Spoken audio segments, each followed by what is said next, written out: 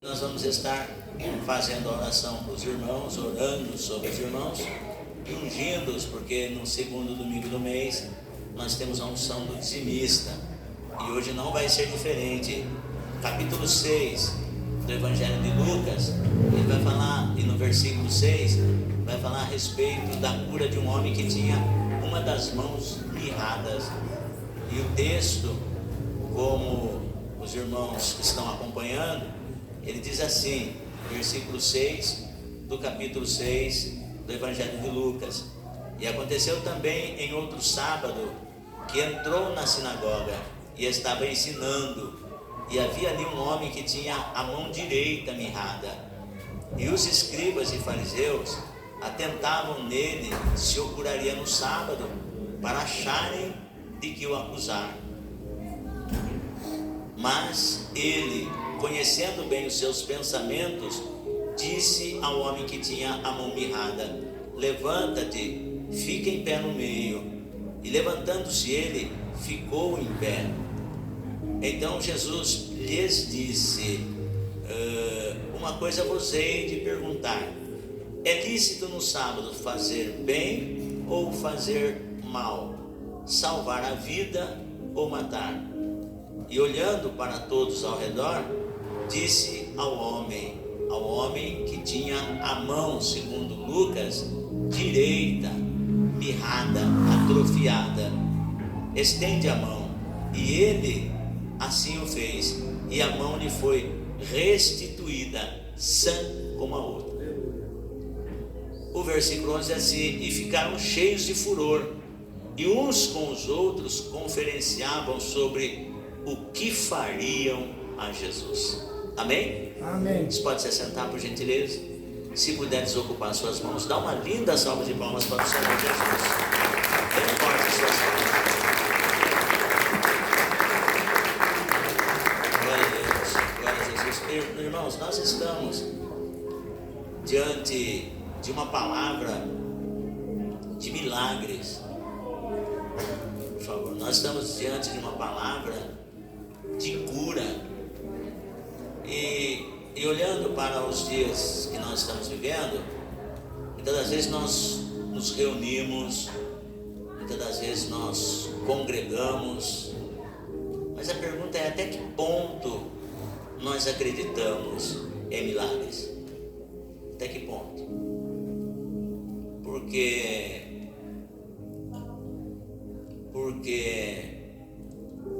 nós vamos passando pela vida e muitas coisas vão acontecendo.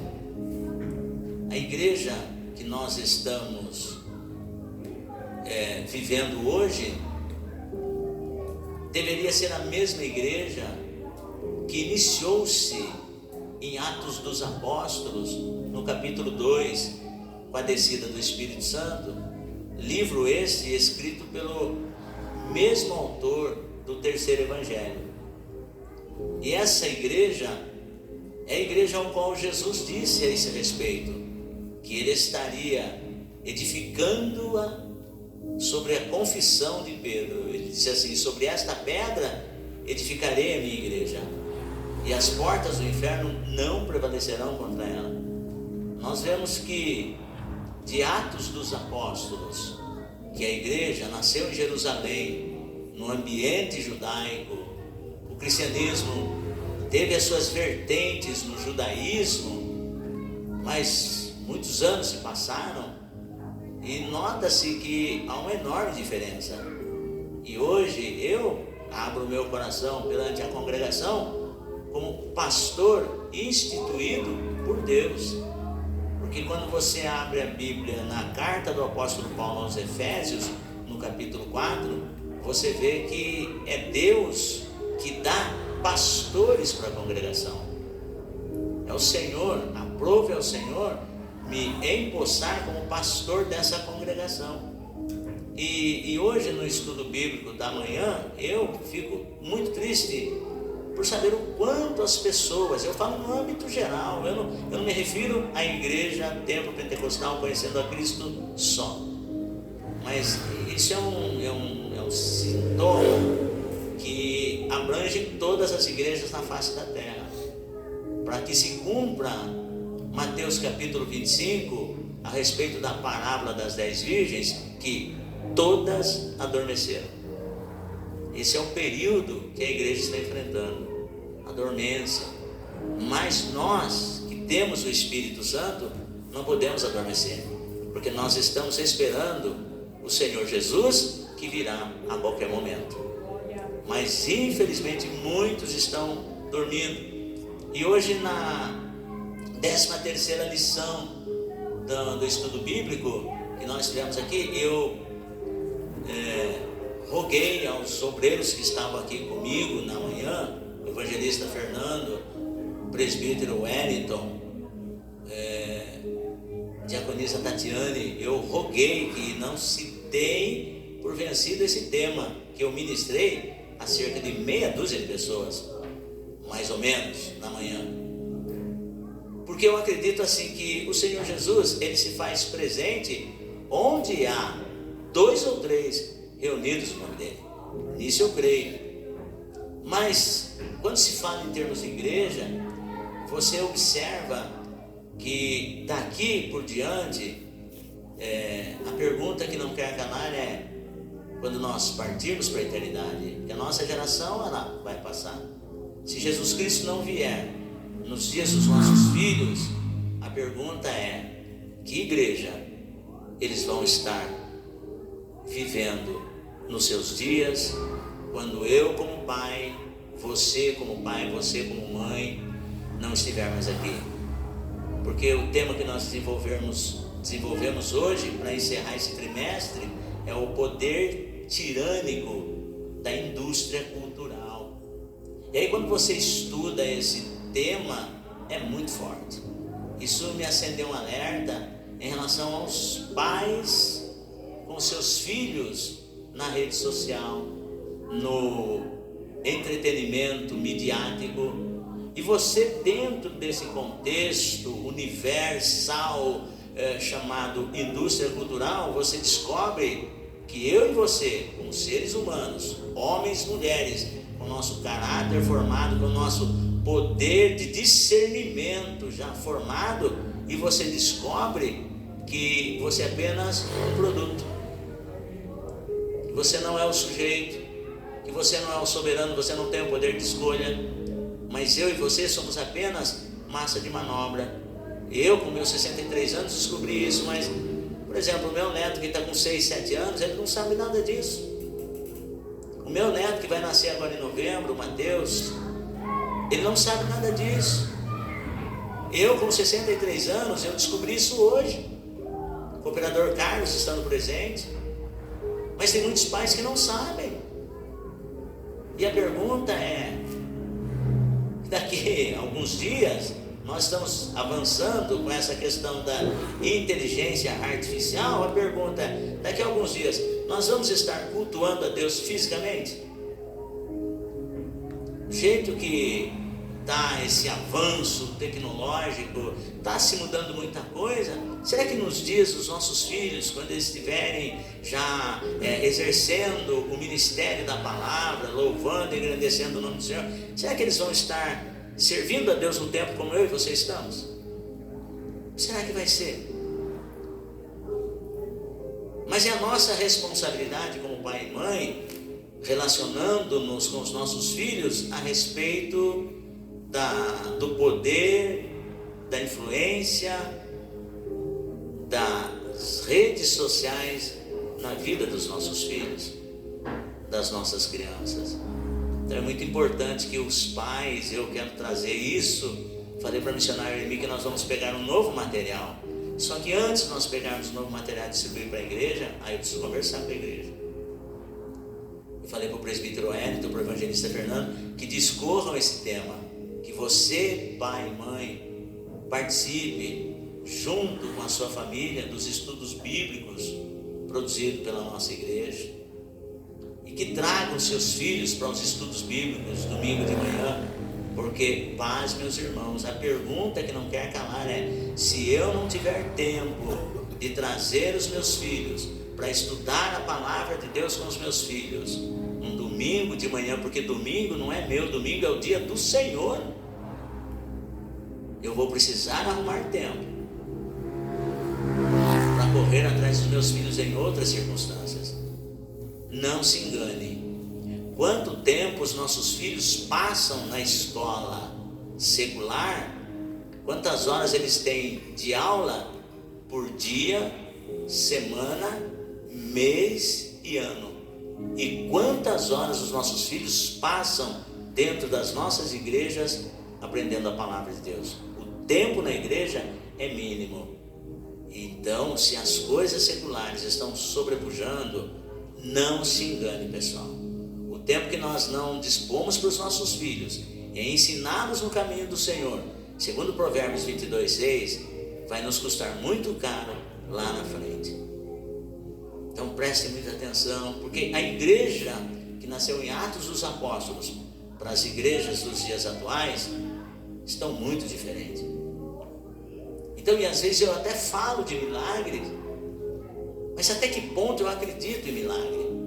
Nós estamos nesse segundo domingo que falamos a respeito de prosperidade, porque é do propósito de Deus que nós venhamos a ser prósperos em todas as áreas das nossas vidas. No nosso matrimônio, oxalá, como eu gosto de chegar na minha casa e ser bem assistido pela minha varoa, e graças a Deus ela tem me assistido, mas em contrapartida eu chego em casa, eu a assisto também, eu me desnudo dentro do meu relacionamento. Não se escandalize, porque quando a Bíblia diz assim, e serão ambos uma só carne, e ambos estavam nus e não se envergonhavam, eu não me refiro simplesmente à nudez carnal, física, não. Perante a minha varoa, eu me desnudo por completo. Ela me conhece. Você não está bem hoje, hein, Prêmio? E eu também a conheço. Bem, você não está legal hoje, porque há cumplicidade. Então, eu vejo isso, e vejo também na minha vida profissional que eu encerrei minha carreira profissional. Foi estranho encerrar a minha carreira profissional, porque o pessoal falaram assim: olha, seu Salustiano, quando o senhor completar a determinada idade, no dia do seu aniversário, no outro dia o senhor não precisava vir mais trabalhar, porque o senhor já está aposentado. É estranho, mas eu trabalhei para isso, é algo que eu persegui. Sabia que quando chegasse uma determinada idade, se o senhor me desse vida de saúde, eu ia me aposentar e ponto. Aí o meu chefe na época, ele disse assim para mim: olha, eu vou deixar um cantinho aqui para o senhor, seu Salustiano, para que o senhor possa, quando se aposentar, não entrar no lance do estresse e depressão, porque muitas pessoas quando se aposentam entram em depressão. E aí quando o senhor quiser se desestressar ou não se sentir sozinho, o senhor vem aqui, seu Salustiano. Eles me chamavam de pastor e me davam carta branca para eu pregar a palavra de Deus no meu trabalho. Todo dia de manhã eles diziam assim: pessoal, nós vamos sair para o trabalho, mas ninguém sai antes do pastor Salu falar uma palavra para nós e pedir a bênção através da oração sobre as nossas vidas. E isso acontecia, e eu orava. O Ronaldo Alves conheceu meu chefe Célio Franco de Moraes. Eu tomo liberdade de falar, e se ele clicar lá no YouTube ele vai ver que estou falando dele, mas é um homem que eu tenho profundo respeito, e acompanhei-o em alguns momentos difíceis da vida dele, no passamento do seu sogro, saudoso José Machado Sobrinho, e ele disse para mim que eu deveria estar lá. Outros ocorridos de infortúnio que aconteceu na vida dele, ele pega o telefone e liga: pastor, um pastor que eu gostaria que contasse comigo nesse momento difícil, e eu procuro sempre estar presente, mesmo de aposentado. Então quando ele falou assim para mim: eu vou deixar um espacinho aqui para o senhor, para quando o senhor aposentar, para não se estressar, eu falei: olha, eu agradeço, mas eu acredito que eu não tenho tempo para entrar em depressão. Glória a Deus. Quando você está na obra de Deus, você não tem tempo para estar depressivo. Por quê, irmãos? Porque você olha e você vê que existem pessoas que estão passando por situações piores do que a sua. E eu não fujo da palavra, não. Estou dizendo assim que nós estamos vivendo uma igreja diferenciada, uma igreja diferente, Por quê? Porque falar de milagres, relatar coisas que Jesus fez, foi o caso de Lucas. Ele escreveu, ele estava contando esse relatório para um amigo dele, por nome Teófilo. Teófilo, amigo de Deus. Tudo esse apanhado, essa escritura aqui, você vê que Lucas tinha um alvo. Ele queria que esse amigo dele, por nome Teófilo, conhecesse esse Jesus do qual ele estava falando.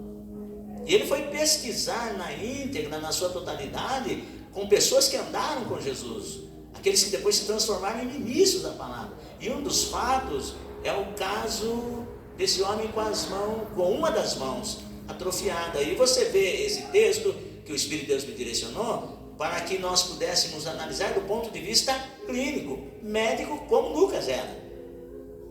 E se você pegar os outros evangelhos sinóticos, ele vai narrar essa mesma passagem. Mas Lucas, ele tinha um alvo. Eu quero falar desse Jesus para alguém que eu amo, para um amigo meu, porque eu quero que ele conheça esse Jesus tanto quanto eu. Por que eu disse assim que nós estamos vivendo assim uma igreja diferenciada? Porque hoje, infelizmente, nós corremos atrás dos nossos próprios problemas, das nossas próprias dificuldades. É errado? Claro que não. Mas quando você observa o Evangelho não é sobre mim, o Evangelho é sobre o outro. Pedi para a nossa irmã missionária Elisete dar esse testemunho em relação ao meu amigo Paulo e a sua excelentíssima esposa, que está muito doente, porque eu me entristeci quando eu ouvi. Ele disse assim: pastor Salu, eu saí do trabalho para cuidar da minha esposa. Olha só, eu saí do trabalho para cuidar da minha esposa, porque não tem quem cuide dela. E eu falei: eu vou fazer uma visita para tua esposa, com certeza. Eu e minha esposa já estivemos lá, oramos por ela, e depois ela foi hospitalizada. Eu procurei ela no hospital, orei por ela, e aí esses dias eu encontrei com o Paulo. Irmãos, eu estou falando assim: Senhor, me dá uma oportunidade para eu lá. E com esses acontecimentos hoje dentro do meu lar, correndo com um, correndo com o outro, e vai daqui, vai de lá. E hoje a razão da dona Marli, minha esposa, não estar aqui hoje é exatamente por causa disso. Amanhã, por volta de 5 horas da manhã, eu já tenho que estar de pé, porque 7 horas nós temos um horário, né? E aí o dia todo vai ser assim, nessa trajetória. Porém, daí a minha esposa me mandou um áudio dizendo que a nossa irmã missionária Elisete teve contato com o senhor Paulo, e ela marcou juntamente com a missionária Lemi e mais algumas irmãs aqui, que iriam fazer uma visita para essa pessoa doente. Eu agradeci a Deus, falei: Senhor, o Senhor enviou socorro ao meu encontro. Então, e foi lá, fez a visita, foi uma bênção. Fase final? Talvez. Deus pode fazer um milagre? Pode, mas estamos aqui. E aí, para mostrar para você que às vezes nós não vamos, não é porque nós não temos tempo para ir, é porque verdadeiramente a gente nem acredita. Aí eu vou lá, mas é o câncer, e o câncer é fatal, vai morrer mesmo, então eu acabo não indo. E a igreja dos últimos dias, elas não estão aptas para ver os milagres de Deus. Mas eu estou dizendo para os irmãos, eu creio em milagre. Eu creio. E esses dias Deus tem colocado no meu coração, falando: olha, rapaz, você não dê migalhas para as minhas ovelhas. Fale de milagres, porque eu sou Deus de milagre. Então hoje, irmãos, o Senhor está fazendo, escute o que eu estou dizendo, porque o Espírito de Deus, ele tem palestrado isso no meu coração. Todo esse movimento que você está vendo Deus agindo, é Deus trazendo renovo para casa. Porque muitos diziam que eram e não são. Então, até que ponto nós acreditamos em milagres? Eu preciso viver o Evangelho. Eu preciso falar de Jesus na presença dele. E o palco para que isso ocorra é o ambiente da fé. Até que ponto eu acredito? Encontrei com um jovem hoje, e ele todo lá arrebentado, falou: sabe, pastor Salu, esses dias eu encontrei com o senhor lá em cima, lá perto da igreja do senhor, e eu estava com a minha magrelinha. Ele falou: eu estava com a minha magrelinha, de repente eu caí, pastor Salu. O que é isso, pastor Salu? Eu falei: cair, todo mundo cai. Eu já caí inúmeras vezes. Falei: o problema não é a queda, O problema é você ficar prostrado. Mas se você não ficar prostrado e você se levantar depois da queda, meu querido, você vai ser outra pessoa. O problema não é cair todos caem. Quantos caíram junto comigo? Quantos caíram antes de mim? E quantos caíram depois de mim? Muitos caíram e continuaram caindo lá. Continuaram se lamentando, lambendo as feridas que a queda lhe trouxe. Isso não lhe trouxe benefício, mas eu caí inúmeras vezes. Irmão, mas eu tenho um segredo para contar para você. O problema não é a queda, mas a vitória está quando você se levanta. Quando você se levanta mais forte. Eu disse assim para ele, falei, olha, Jesus ama todos, mas Deus tem um amor todo especial por você. Se você está aqui hoje, é porque aquela queda não te deixou prostrado. E se não te deixou prostrado, escute, Deus te trouxe aqui para eu dizer para você que é grande a obra dele na sua vida. Falei, tem mais uma coisa, jovem, você é muito preso no passado, você sofre por coisas do passado. Deixa o passado no passado e viva o presente que Deus tem para você. Ô, Senhor Santo, acabou. Então hoje eu estou me levantando para falar das coisas de Deus. Eu tenho falado daquilo que eu tenho visto Deus fazer. E detalhe, Deus tem pressa. Deus está agindo, fazendo um avivamento tão grande, porque Ele tem pressa. Passava perto das pessoas e olhava assim, falava, ai coitadinho, ai misericórdia. Não.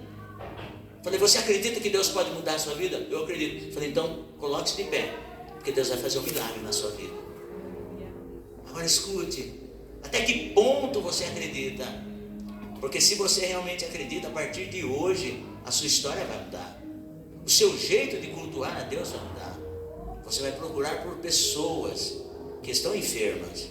Você vai nos hospitais, porque eu cheguei no hospital fazer determinadas visitas lá, o camarada chega para mim, nossa, pastor Salu, o pastor aqui. Eu falei, mas onde você queria que eu estivesse?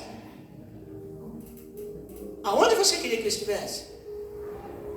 Cheguei em determinado hospital para visitar uma pessoa, chego lá nos plantadores de cana, porque quando você chega na Santa Casa, a política de visita pastoral é uma, você chega no Hospital Unimed é outra, e quando você chega nos plantadores de cana, muda totalmente. Eu chego nos plantadores de cana e falo, eu vou fazer uma visita aqui, porque o lugar do obreiro é no campo. O lugar do obreiro é no campo, campo vem. Eles falaram, vá pelos campos e valados para que a minha casa se encha. Eu dobrando meu joelho, calejar o joelho aqui nesse púlpito lindo, maravilhoso, falar, Deus traz a alma, o Senhor fala, vai buscar, para que a minha casa se encha. Tá bom. Eu chego lá nos plantadores de cana, eu disse assim, olha, eu vim fazer uma visita religiosa. Quem é o paciente? Eu citei o nome lá. A pessoa falou assim, o senhor não vai poder entrar, porque a família não autorizou. Eu falei, beleza, não pode. Passou o tempo, olha, o senhor pode ir que a família autorizou. Cheguei daqui alguns dias lá, passo lá de novo, falei, eu vim fazer uma visita religiosa. Quem é o paciente? Citei o nome do paciente. O senhor não pode porque a visita não autorizou. Mas eu vou dizer uma coisa para o senhor. O senhor vai fazer uma visita para o paciente? Eu falei, eu preciso fazer essa visita. Eu falei, então, o senhor entra fazer a visita. Mas na primeira vez que eu fui fazer visita, a família não autorizou. Alguém chega para mim e fala assim, o senhor não vai poder fazer visita porque o hospital não permite. Eu falei, não, o hospital não pode me barrar, porque eu sou amparado pela Constituição Federal, como ministro do Evangelho, como representante eclesiástico nessa terra, eu tenho livre acesso aos hospitais, aos presídios. Essas instituições não podem me barrar, mas a família pode. Passado alguns dias eu fui lá, fiz a visita. Mas por quê? Porque eu acredito em milagre. Mas quando eu chego para fazer a visita, o senhor falou, estou levando embora. Vou levar. Cheguei, avisei, falou, o caso lá é sem volta. Mas alguém disse assim, não, mas o senhor falou que vai levantar. Citou-me o Salmo 125 e disse que vai levantar o doente. Falei, não foi o que Deus mostrou. Passaram-se os dias, o que Deus falou se cumpriu. O Senhor recolheu. Mas nós fizemos a obra. E quando o Senhor vai fazer a obra, eu falo, Deus, eu não sou Jesus Cristo. Porque se é Jesus, pode até ter morrido 4 dias na sepultura. Quando Jesus chega, ele ressuscita. Mas eu não sou Jesus, embora ele tenha me dado poder. Eis que te dou poder para impor as mãos sobre os enfermos e eles serem curados. Eu sei que o Senhor faz isso. Mas Deus, se eu não for, se eu não cumprir o meu papel, eu não vou ficar bem comigo, não vou ficar bem com o Senhor. Porque esses dias o Senhor me impactou. Você tem medo de morrer? Eu falei, não, eu não tenho medo da morte. Porque eu estava meditando sobre a epístola aos Filipenses, que nós estamos estudando na teologia. E o Espírito de Deus, ele confronta a gente. E ele me perguntou, você tem medo da morte? Eu falei, não, eu não tenho medo de morrer. Eu só penso, eu fico triste, porque quando eu partir, eu não vou conseguir fazer o que foi me designado para fazer. Eu sei que quando eu partir, vai ficar muitas coisas que eu gostaria de fazer, e talvez eu não tenha tempo, porque eu sei que na sepultura não se te louva, na sepultura não tem como fazer a obra. É só por isso. Mas eu me coloco em grande aperto, tendo o desejo de partir e estar com o Senhor, e o desejo de ficar ainda fazendo a tua obra. Por isso que eu pedi para o nosso irmão Enzo cantar aquele hino. É por causa dele que eu estou gastando a minha vida. É por ele que eu estou gastando a minha vida, perdendo tudo, porque as pessoas falam, que adianta se servir a Deus? Está perdendo o seu tempo? Não, com Deus não se perde tempo. Eu gasto os meus dias, porque eu sei o que ele fez por mim. E hoje as minhas mensagens é sobre o sobrenatural. Eu acredito no que Deus tem poder para fazer. E volto aqui, porque diziam assim para meu sobrinho, ele não fala, ele é um autista não verbal. Quando eu cheguei para ele, falei, rapaz, você é um menino muito bom. Falei, Jesus tem um amor muito grande pela sua vida. Falei, você quer vir morar comigo? Quero. Quando eu dobrei o joelho para orar, o Espírito Santo, que ele é lindo e maravilhoso, e ele nos orienta. Ele disse assim, no íntimo do meu coração, grave um áudio e ponha nos ouvidos do menino.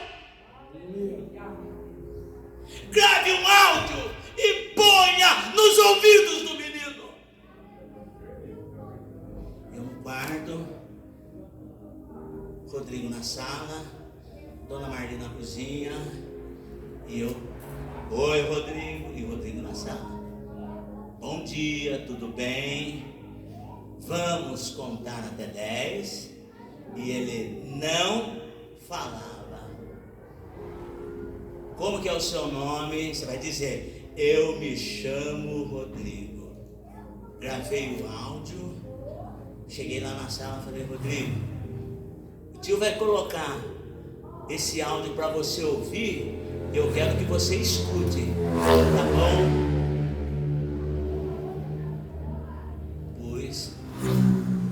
E ele ouvindo, só assim, ó. Você quer ouvir mais?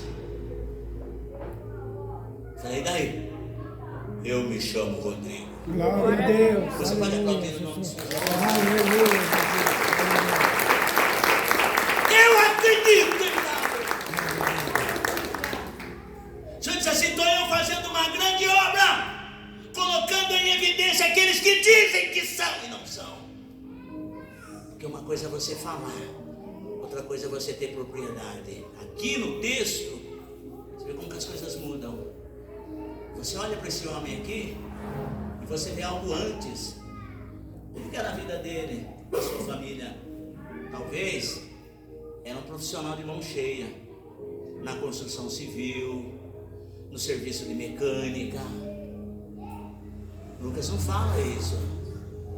Mas alguma coisa aconteceu, porque a nossa vida ela muda constantemente, irmão.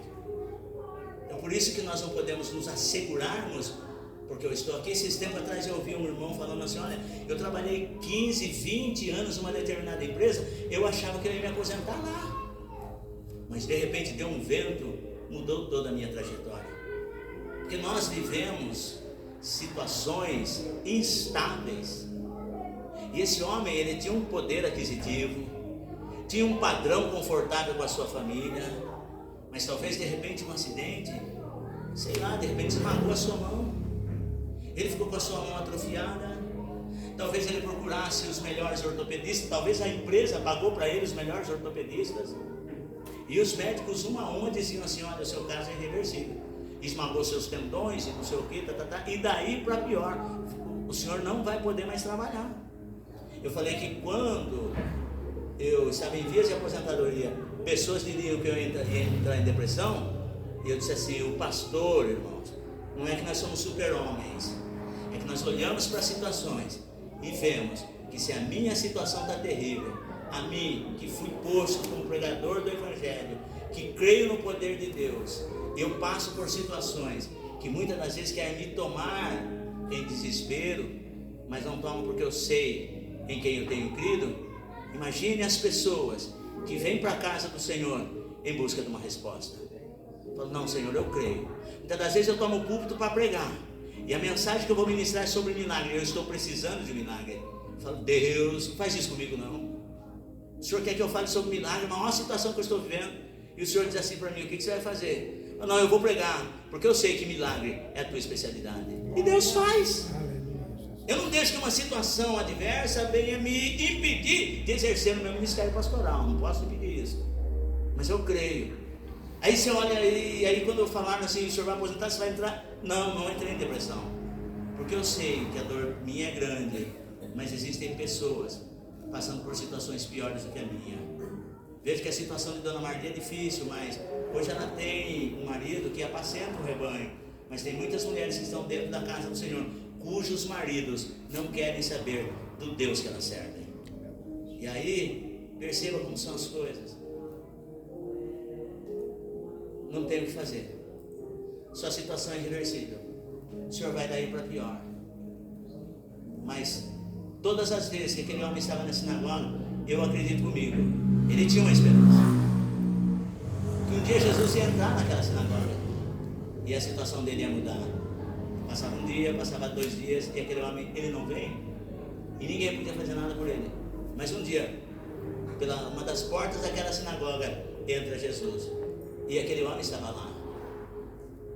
Jesus conhece o nosso pensamento, conhecia o pensamento dos escribas e fariseus, que estavam procurando assim: quero ver o que ele vai fazer no dia de sábado, porque se ele falar de curar, nós vamos arrebentar com o ministério dele. Jesus conheceu o pensamento dele, mas eu acredito assim, Lucas enfatiza o pensamento dos escribas e fariseus, mas não enfatiza o pensamento do homem com a mão direita mirrada. Eu acredito que Jesus, perscrutando o pensamento daquele aleijado, Jesus pôde ver o pensamento dele, que dizia assim: hoje ele chegou aqui e ele pode mudar a minha vida. Jesus conheceu o pensamento dele. Chegou o homem que pode mudar a minha história. E Jesus dá 3 ordens para ele. Quando eu espero que Jesus faça alguma coisa para mim, quando eu creio que Jesus pode fazer alguma coisa para mim, eu preciso estar atento para obedecer às ordens do mestre. Jesus, quando viu aquele homem lá com a mão direita mirrada ou ressequida, Jesus deu 3 ordens para ele. Os escribas estavam pensando, Jesus deu 3 ordens para aquele homem. Disse assim: levanta. E aquele homem se levantou. Os escribas e fariseus estão esperando. Eu estou diante de uma situação que pode mudar a minha vida para sempre, ou me deixar estagnado para sempre.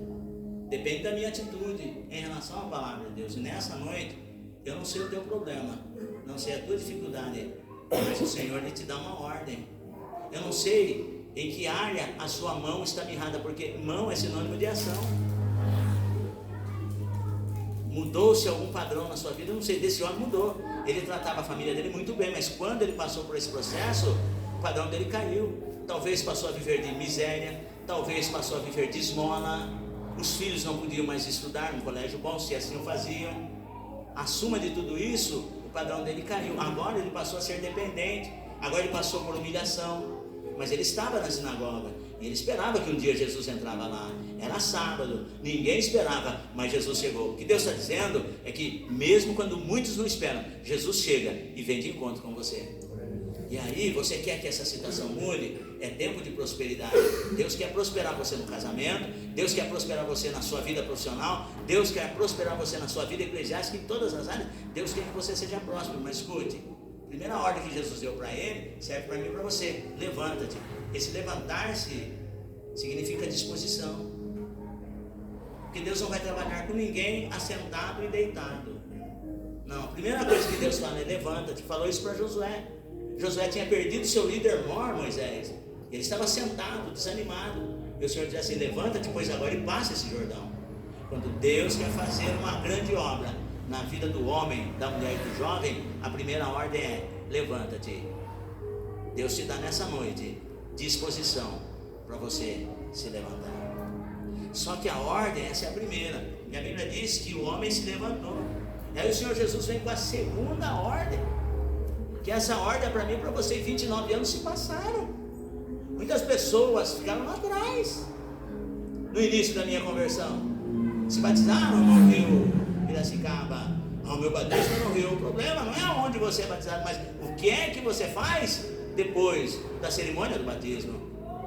Então a primeira ordem foi dada: levanta-te. Isso é disposição. Eu e você precisamos ter. Se quisermos que mude alguma coisa nas nossas vidas, nós precisamos fazer alguma coisa para mudar. Aleluia! E Deus nos dá o direcionamento. E daí vem a segunda ordem. O Senhor falou para ele: fica em pé no meio. No meio. Não é em qualquer lugar. Não, fica de pé naquele canto. Porque normalmente é assim: fica de pé naquele canto. Ou fica lá naquela porta. Ou fica lá próximo. Não. Esse fica de pé no meio significa permaneça. Mas no meio. No meio. O meio é o centro entre dois pontos. Porque no meio é que Jesus está. É no meio. Meio significa compromisso, não tem meio termo. Na obra de Deus, servir a Deus, ser cristão, acreditar em milagres, não existe meio termo. Não é mais ou menos, ou é, ou é. Pô, fica em pé no meio. Escuta, esse ficar em pé é a permanência. Porque os escribas e fariseus falam: rapaz, vai sentar. Senta, rapaz, para com isso.